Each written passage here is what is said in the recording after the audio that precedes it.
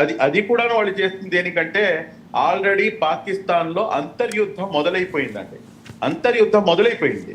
మీరు చూడండి, ఇంకా ఒక ఐ థింక్ 24 hours 36 hours లో ఖచ్చితంగా ఇమ్రాన్ ఖాన్ అనే ఇష్యూ చాలా తారాస్థాయికి చేరుకుంటుంది. ఎందుకంటే అతను జైల్లో ఉన్నాడు. జైల్లో ఉన్నటువంటి ఇమ్రాన్ ఖాన్ ఎవరండి?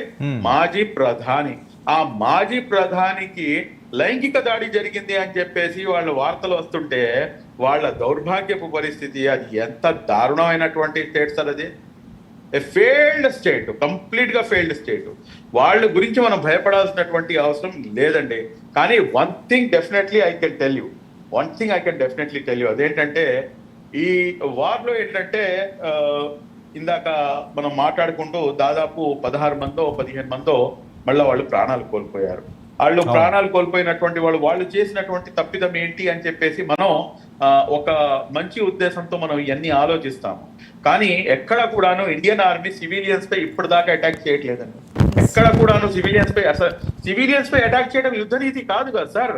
చిన్నపిల్లల్ని చంపేశారు అంటే వీరి యొక్క దుర్మార్గానికి హద్దు అదుపు లేదు. అంటే వీళ్ళు ప్రవోక్ చేస్తున్నారు. ఎందుకని చెప్పేసి ఇండియన్ ఆర్మీ సమపాళల్లోనే రియాక్ట్ అవుతుంది అంటే కనుక ఎక్కడ కూడాను వాళ్ళు ఓవర్ గా రియాక్ట్ అవ్వకూడదు అని చెప్పేసి ఒక థంబ్ రూల్ వీళ్ళే పెట్టుకున్నారు.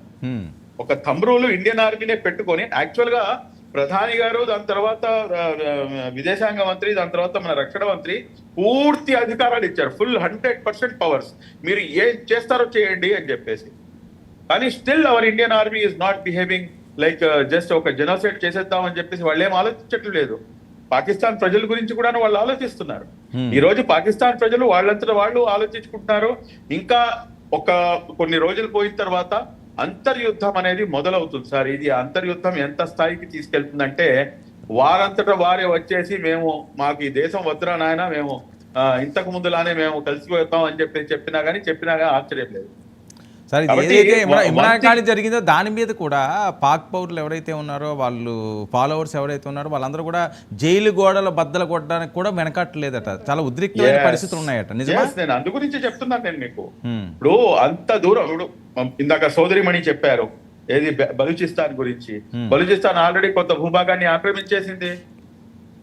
కొన్ని ట్వీట్స్ చూశాను నేను. మళ్ళీ అది ఎంతవరకు రియల్ ఎంతవరకు ఫేక్ అనేది నాకైతే తెలియదు. కానీ ఆ బెలూచిస్తాన్ నుంచి పెట్టినటువంటి ట్వీట్స్, మోదీ గారికి ట్వీట్లు పెట్టి మాకు ఏమైనా ఆయుధాలు మాకు ఏమైనా సప్లై చేయండి, మేము వెనకాల నుంచి కొట్టుకుంటూ వస్తామని చెప్పేసి.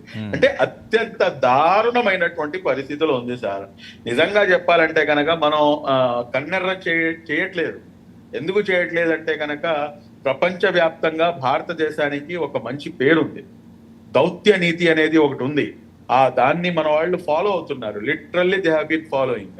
కానీ దాన్ని ఆసరాగా తీసుకొని వాళ్ళు విచ్చలవిడిగా మరలా అటాక్ చేస్తే కనుక మరలా వీళ్ళు అంతే రేంజ్ లో వీళ్ళు తిరిగి అటాక్ చేస్తారు. ఇప్పటికి కూడాను యుద్ధం అని చెప్పి ప్రకటించలేదు సార్. గమనించాల్సినటువంటి అంశం ఇది. ఇది కేవలం ఏంటంటే ఇది ఎక్కడి నుంచి మొదలైందండి? అసలు ఎక్కడి నుంచి మొదలైంది? దీని యొక్క ఏదైతే క్రానాలజీ ఉందో అది మనం గమనించాల్సినటువంటి అవసరం ఉంది.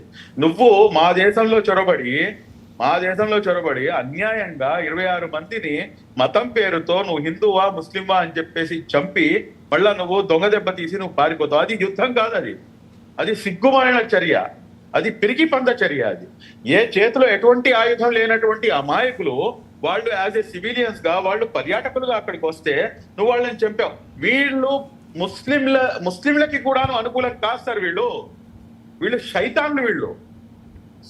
ఎందుకు నేను ఇంత గట్టిగా చెప్తున్నానంటే కాశ్మీర్ మొత్తాన్ని కూడా సర్వనాశనం చేసేసారు కదండి. ఇప్పుడు వీళ్ళు చంపింది 26 మంది హిందువులను అనుకుంటారా మీరు? కాదు, మొత్తం కాశ్మీర్ని కూడాను పట్టున పెట్టుకున్నారు. ఎందుకు నేను ఆ మాట అంటున్నానంటే కాశ్మీర్ యొక్క ఆర్థిక వ్యవస్థ పూర్తిగా డిపెండ్ అయ్యే దేనిపై అంటే అక్కడ ఉన్నటువంటి ఏదైతే పర్యాటక రంగం ఉందో దానిపైన డిపెండ్ అవుతుంది. ఈ రోజున ఇంతంతా జరుగుతుంది. ఇదంతా సెటరైట్ అవడానికి ఎన్ని రోజులు పడుతుంది? ఇందులో కూడా ఒక కుట్రకోణం ఉంది వర్మ గారు. ఆ కుట్రకోణం ఏంటంటే ఈ పాకిస్తాన్ ఎవరైతే కాశ్మీరీలు ఉన్నారో కాశ్మీరీలు పూర్తిగా ఇంటిగ్రల్ పార్ట్ ఆఫ్ ఇండియా అని చెప్పేసి వాళ్ళు డిసైడ్ అయిపోయారు మైండ్ సెట్. ఇంతకు ముందు గొడవలు జరిగాయి కానీ ఇప్పుడు ఇది జరిగిన తర్వాత అసలు పూర్తిగా వాళ్ళంతా వాళ్ళే యునానిమస్ గా బయటకు వచ్చి మేము పూర్తిగా భారతదేశం నుంచి మేము రిప్రజెంట్ చేస్తున్నాం అన్నట్టుగా వాళ్ళు మాట్లాడటం నిజంగా శుభసూచికము. ఇప్పుడు మీరు చూస్తే కనుక ఇది వాళ్ళకి మింగుడు పడలేదు సార్. ఎందుకు మింగుడు పడలేదంటే ఈ ఎవరైతే యువకులు ఉన్నారో కాశ్మీరీ యువకులు, వాళ్ళకి ఆహారం దొరికింది, 3 పూట్ల ఆహారం దొరికింది, వాళ్ళకి పని దొరికింది. పర్యాటక రంగం దినదినాభివృద్ధి చెంది ఆర్టికల్ 370 తీసేసిన తర్వాత ఎక్కడికో చేరుకుంది. కానీ ఎప్పుడైతే వారికి కడుపు నిండుతుందో అప్పుడు ఉగ్రవాదం వైపు వాళ్ళు మళ్ళట్లేదు. ఉగ్రవాదం వైపుకి మళ్ళా యువకుల్ని మళ్లించడానికి రైట్.